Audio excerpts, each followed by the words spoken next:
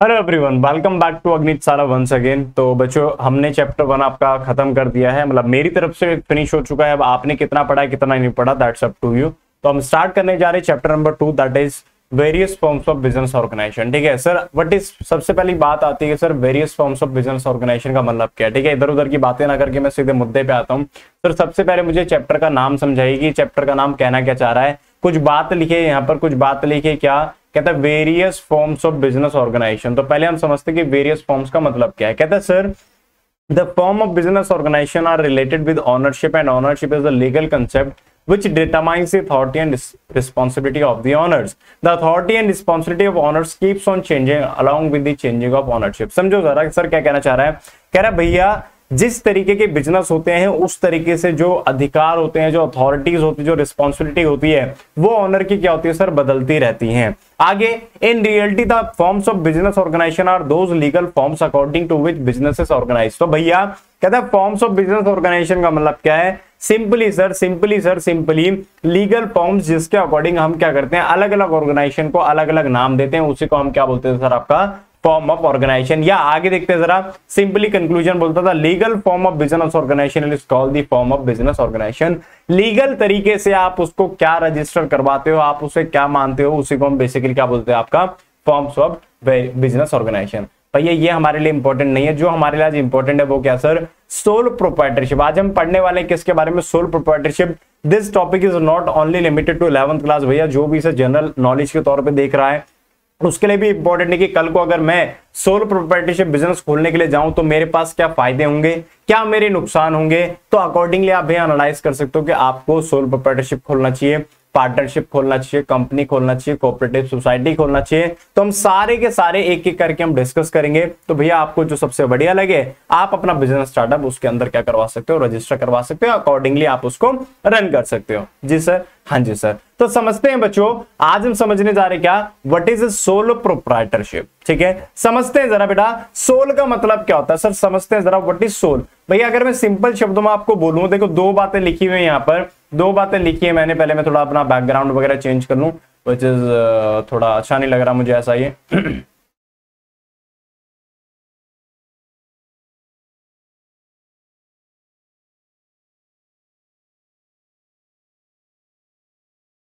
चलिए सर, देखो जरा सर, सबसे पहली बात मेरे पास जो आ रही है वो क्या आ रही है सर, सोल। जो प्रोप्राइटरशिप की तो हम बाद में बात करेंगे, सबसे पहले आता क्या सर आपका सोल। सोल का मतलब क्या है सर, सिंगल। नाम ही बोल रहा है क्या सर, सिंगल। और प्रोप्राइटरशिप का मतलब क्या होता है सर, प्रोप्राइटरशिप का मतलब होता है सिंपल शब्दों में सर क्या आपका ऑनरशिप, या आप सिंपल कह लो सर ऑनर। भैया तो सिंपल शब्दों में अगर मैं अभी बिना पढ़े सिर्फ अगर नाम के बेसिस पे से होता ना, किसी ने किसी से पूछा कि तेरे नाम का मतलब क्या, तो अगर नाम से हम जानना चाहें तो सोल प्रोप्राइटरशिप का मतलब क्या सर, कोई भी ऐसा धंधा जहां पर ऑनरशिप एक सिर्फ एक इंडिविजुअल इंसान के पास, एक व्यक्ति के पास रहती है, उसी को मैं क्या बोल देता हूं सर, सोल प्रोप्राइटरशिप। बोलो भारत माता की जय। सर मैंने क्या बोला, कहते हैं सर सोल प्रोप्राइटरशिप का मतलब कोई भी ऐसा धंधा, कोई भी ऐसा बिजनेस जहां पर मालिक सिर्फ एक है, उसको हम क्या बोलते हैं सर, आपका सोल प्रोप्राइटरशिप। हाँ जी, देखते हैं जरा। कहते हैं sir it refers to that form of business organisation which is owned by a single individual who is solely responsible for its management and receives all the profit and losses। कहता भैया ये ऐसा बिजनेस है जहां पर मालिक क्या होगा, एक, वही बंदा क्या देखेगा, आपका मैनेजमेंट देखेगा, और अल्टीमेट प्रॉफिट और लॉस भी कौन बियर करेगा सर, वही बियर करेगा। क्यों, अकेला मालिक है। तो भैया ऑब्वियस सी बात है, मालिक जब अकेला तो सारा प्रॉफिट भी उसी का, और अगर लॉस हुआ तो सारा लॉस भी उसी का। बोलो हाँ या ना। जी सर बिल्कुल समझ आता है। देखते हैं जरा बेटा इसके फीचर कैरेक्टरिस्टिक, मतलब भैया हुलिया कैसा इसका मतलब। फॉर एग्जांपल मैं अपना अगर कैरेक्टरिस्टिक्स बताऊं तो आपको बोल सकता हूं भैया मेरी हाइट है ना 5 फुट 8 इंच मेरी हाइट है, इतना मेरा वेट है, देखने में मैं गोरा सा हूं, ठीक है, वटेवर जो भी है। नैन नक्श क्या है इसके, हम वो समझ रहे हैं। ठीक है, देखते हैं जरा। पहला बोलता है क्या sir, individual ownership. Individual ownership यानी कि भैया क्या मालिक कौन होगा, एक अकेला आदमी होगा। तो बोलता है simply sir owned by an individual. Sir simple शब्दों बताऊं, आपकी गली में जितने भी किराने की शॉप आपको नजर आएंगी वो सारी की सारी ऑलमोस्ट क्या होंगे, आपकी सोल प्रोप्राइटरशिप। क्योंकि आपने देखा होगा एक ही बंदा है जो सारा प्रॉफिट और लॉस ले रहा है, एक ही बंदा जो दुकान चला रहा है, एक ही बंदा जो पैसा कलेक्ट कर रहा है, एक ही बंदा जो पैसा लगा रहा है ना। क्या है, individual ownership. Second sir sole management.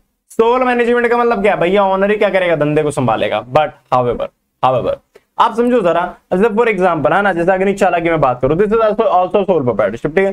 तो भैया अगर मैं अग्निक चालक की बात करूं, ये सोल प्रोप्राइटरशिप रजिस्टर हुआ, बट ओवर द टाइम जब ये बढ़ता गया तो हमें क्या करना पड़ा सर, बंदों को हायर करना पड़ा। तो भैया अगर मेरा धंधा बढ़ेगा तो मुझे क्या करने पड़ेंगे, अपने नीचे क्या हायर करने पड़ेंगे सर, मैनेजर्स को क्या करना पड़ेगा, मेरे को हायर करना पड़ेगा, जो कि क्या करेंगे, बिजनेस को रन करने में मेरी क्या करेंगे, मदद करेंगे। बट एक चीज है सर, वो मैनेजर जो भी डिसीजन लेगा उस डिसीजन के लिए अल्टीमेट रिस्पॉन्सिबिलिटी किसकी रहेगी सर, मेरी, यानी कि Umesh Sharma would be the ultimate responsible person for all the decisions taken by that particular manager. समझ गए? तो मैनेजमेंट कोई भी करे मैटर नहीं है, बट मैनेजमेंट का जो भी डिसीजन होगा उसके लिए सर रिस्पॉन्सिबल कौन होगा, दैट इंडिविजुअल ओनर, यानी कि बिजनेस का मालिक। आया ना? क्लियर है सर? अगला बोलता sir unlimited liability. Unlimited liability sir क्या बोलता है ये? अनलिमिटेड लायबिलिटी, जो कॉमर्स वाले नहीं है उनको मैं बता दूं, लायबिलिटी का मतलब होता है कर्जा, अनलिमिटेड का मतलब होता है अनंत। सर हमने हिंदी में तो इंटरप्रिटेशन कर लिया सर, बिजनेस स्टडीज क्या कहना चाह रही है, समझो जरा, मैं आपको समझाता हूं, आपको ये ज्यादा क्लैरिटी होगी जब हम कंपनी में जाएंगे, बट अभी के लिए मैं आपको समझाता हूं। देखो जरा, फॉर एग्जाम्पल मैंने एक धंधा स्टार्ट करा, I invested 1 lakh rupees as a capital, मैंने बिजनेस रन करा, ठीक है। मैंने कितना पैसा लगाया था, 1 लाख रुपए का। सर मैंने मार्केट से फॉर एग्जांपल लोन ले लिया, कितने का, 3 लाख रुपए का। कितने का लोन लिया, 3 लाख रुपए। लॉस होता गया, लोन लेता गया।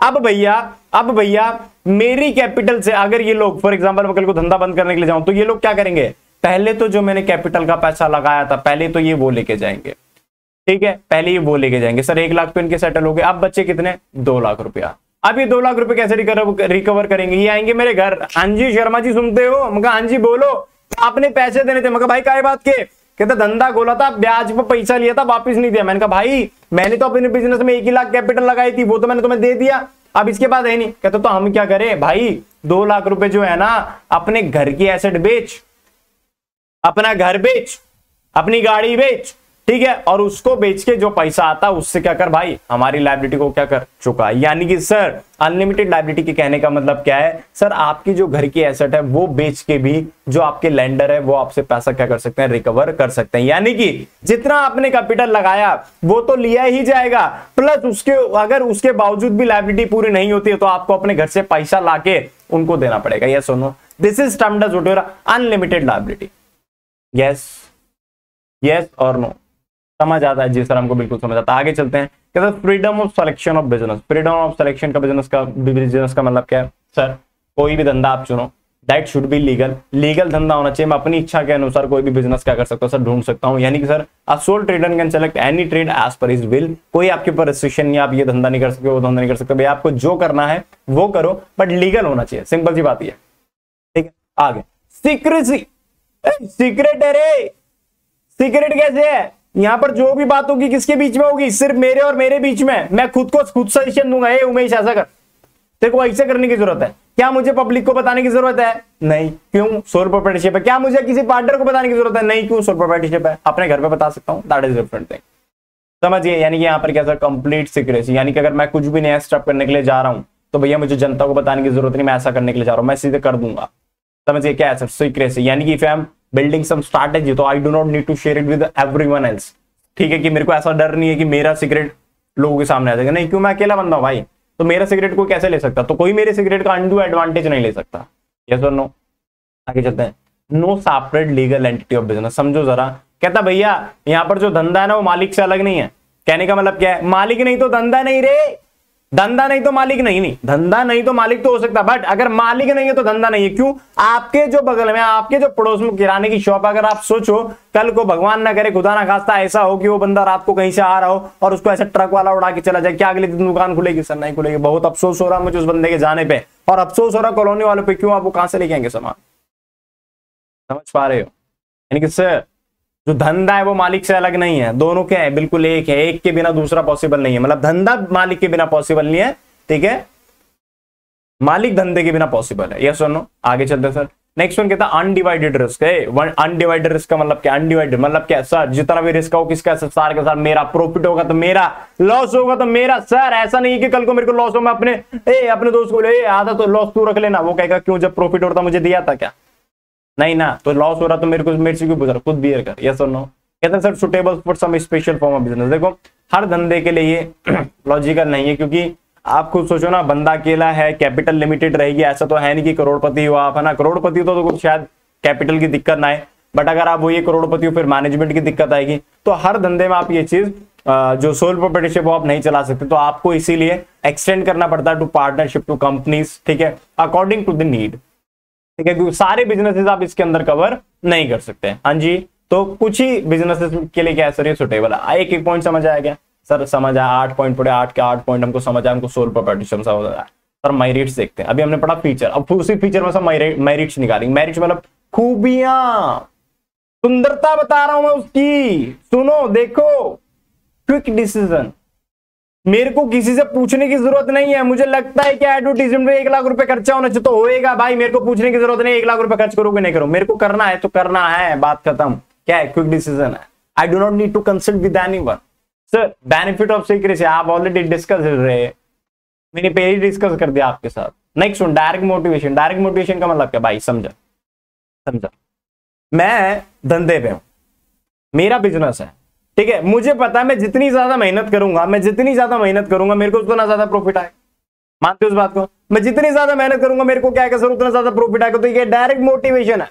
ए प्रॉफिट तेरे पीछे पीछे मैं आऊंगा, मैं क्या करूंगा? मेहनत ज्यादा करूंगा तो प्रॉफिट ज्यादा आएगा। सर अपने मुंह पे ऐसे हाथ पिला रहा हूं, मजा आ रहा है मेरे को ऐसे करने में, ठीक है। क्या है? डायरेक्ट मोटिवेशन, समझिए। आगे पर्सनल कंट्रोल, मैं सर्वसंपन्न अकेला आदमी, ठीक है, अहम ब्रह्मास्मि, सुना है डायलॉग, अहम ब्रह्मास्मि। पर्सनल कंट्रोल, मैं ही हूं जो हूं, मैं ही मालिक हूं, मैं ही मैनेजमेंट हूं, मेरा प्रॉफिट मेरा लॉस, सब कुछ मेरा ही मेरा होगा, ये सुनो, ठीक है। आगे चलते हैं। कहते हैं sir easy formation. Easy formation कहने का मतलब क्या है? आपको रजिस्ट्रेशन कराने की जरूरत नहीं है, आपको कोई लीगल फॉर्मेलिटी करने की जरूरत है। आपका कल मन करे कल सुबह आप धंधा चालू कर सकते हो, हाँ सर कर सकते हैं। हाँ आप कल सुबह कटोरा पकड़ो, रेड लाइट पे खड़े हो जाओ, ₹100 चाहिए भाई, पैसा भी नहीं चाहिए, पैसा चाहिए कटोरा खरीदने के लिए। Easy formation, you do not need to register it. Yes और नो? Yes sir. लिमिटेशन, कमियां, क्या कमियां है इसके? देखते हैं जरा, दिक्कतें क्या आ रही है।